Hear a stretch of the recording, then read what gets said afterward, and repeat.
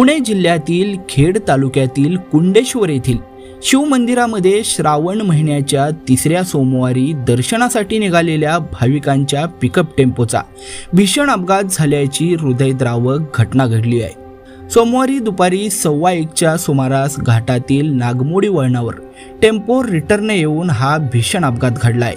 यानंतर हा टेम्पो 80 फूट खोल दरीमध्ये कोसळला आणि एका क्षणामध्ये आनंदी प्रवास शोकसागरामध्ये बुडालाय। या भीषण अपघातात 10 महिलांचा मृत्यू झाला आहे, तर 25 ते 30 महिला या गंभीर जखमी झालेल्या आहेत। यानंतर आता अपघातापूर्वीचा एक व्हिडिओ समोर आलेला आहे, ज्यामध्ये टेम्पोतील महिला भक्तिभावाने विठ्ठलाच्या नामस्मरणात रंगून गाणी म्हणत हसत खेळत कुंडेश्वराच्या दर्शनाला निघालेल्या होत्या।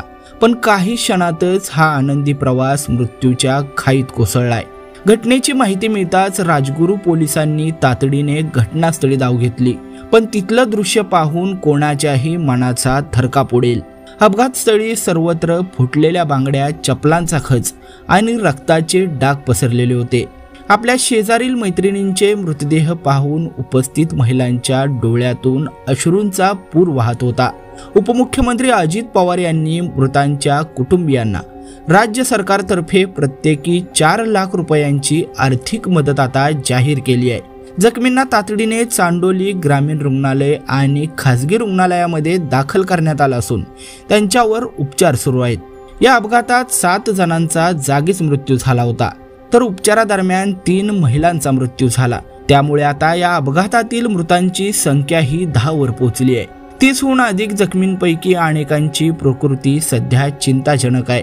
हा टेम्पो 35हून अधिक भाविकांना, विशेषतः महिलांना कुंडेश्वराच्या शिवमंदिरामध्ये दर्शनासाठी घेऊन जात होता। अपघाताच्या वेळी टेम्पोने 5 ते 6 पलट्या खाल्ल्या, ज्यामुळे प्रवाशांना गंभीर दुखापत झाली। स्थानिक नागरिक आणि खेड पोलिसांनी तात्काळ बचाव कार्य सुरू केलं होतं। 10 रुग्णवाहिकांच्या सहाय्याने जखमींना रुग्णालयात तात्काळ हलवण्यात आलं।